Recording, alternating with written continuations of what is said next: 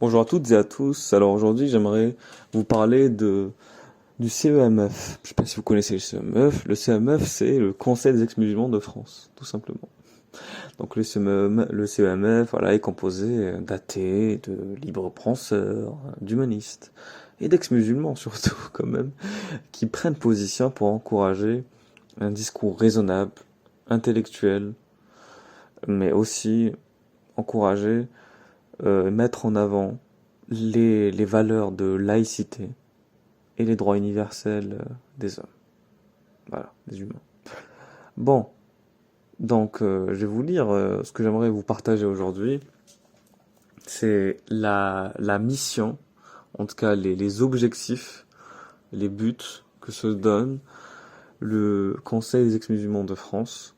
On peut appeler ça, si on veut, le manifeste des ex-musulmans de France, en quelque sorte, qui pour moi doit encore être réécrit. Parce que je sais que le Conseil des ex-musulmans en Allemagne et en Grande-Bretagne de mémoire en ont un. Donc moi personnellement, j'aimerais vraiment rédiger une sorte de manifeste des ex-musulmans français ou francophones même. Voilà, qu'on pourrait se partager avec les Suisses et les Belges du coup. Donc bon, en tout cas en Europe, voilà.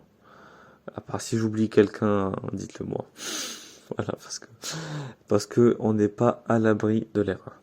Bon, alors, donc quelles sont les missions que s'octroie le CEMF, même si le CEMF n'est pas non plus très actif ou n'a pas été très actif ces dernières années, ni très visible. En tout cas, ils ont quand même fait un petit boulot. Je peux vous inviter à aller sur le site collectif Lieux communs pour lire ce que je m'apprête à vous énoncer. On y va. Donc, nous sommes un groupe d'athées, d'incroyants, qui, avant de ce fait face à des menaces et de restrictions dans nos vies personnelles. Plusieurs d'entre nous ont été arrêtés pour blasphème. Les buts du Conseil des ex-musulmans de France sont les suivants. Les droits universels, l'égalité totale, et nous nous opposons à toute tolérance pour les croyances inhumaines, toute discrimination et tout mauvais traitement, au nom du respect de la religion et de la culture. La liberté de critiquer les religions, l'interdiction de toute restriction de la liberté inconditionnelle de critique et d'expression, sans couleur de la religion. La liberté de religion et d'athéisme. La séparation de la religion et de l'État. Le système éducatif et le système légal. L'interdiction des coutumes, règles, cérémonies ou activités religieuses qui sont incompatibles avec ou violent les droits et les libertés des peuples. La prohibition de toute interférence par quelques autorités familiales ou parentales ou par les autorités officielles dans la vie privée des femmes et des hommes et dans leurs relations personnelles, émotionnelles et sexuelles et leur sexualité. La protection des enfants contre toute manipulation ou abus par la religion ou des institutions religieuses. L'interdiction de toute forme de soutien financier, matériel ou moral accordé par l'État ou les institutions de l'État aux religions, aux activités religieuses et leurs institutions. Et l'interdiction de toute forme de menace et d'intimidation religieuse. Alors, j'aimerais poursuivre également sur un autre manifeste appelé le manifeste des libertés. Voilà, de l'association du manifeste des libertés.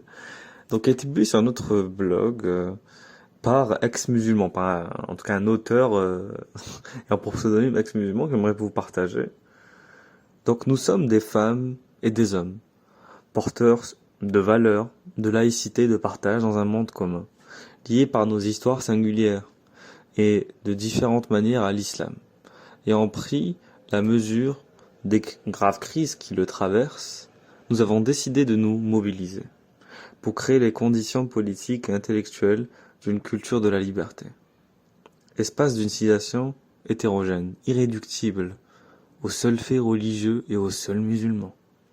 L'islam est aujourd'hui, et pour quelque temps encore, un lieu qui cristallise, dans un monde globalisé, nombre de ses périls, fascisme identitaire, emprise totalitaire, guerre civile et coloniale, despotisme et dictature, inégalités et justice, haine de soi et haine de l'autre. Au milieu de violences politiques, religieuses et économiques extrêmes, à ces forces de destruction, dont ce lieu est à la fois la source et la cible, nous voulons nous opposer par une action publique ouverte à toute personne, sans distinction de naissance ou d'appartenance, qui souscrit aux engagements que nous considérons comme nécessaires afin d'ouvrir un nouvel horizon d'espoir.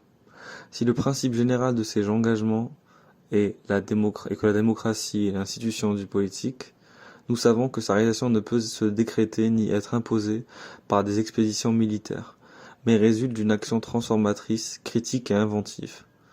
Elle doit toucher les structures internes de l'islam et modifier les rapports à ses bords géopolitiques, d'une manière non exhaustive.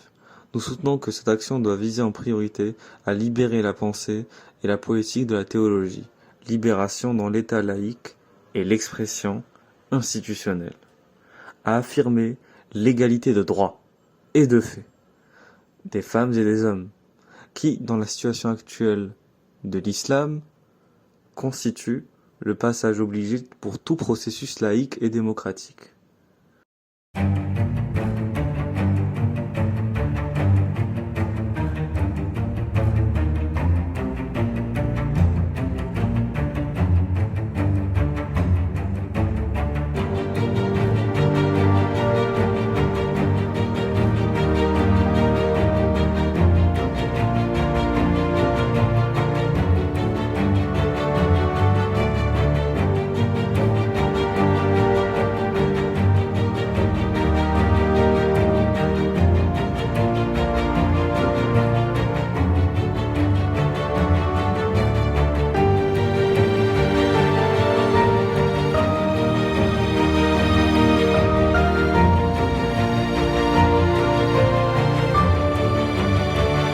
نزل الوعي علينا، حل الفكر والإبداع، نعمة الكفر علينا للخرافات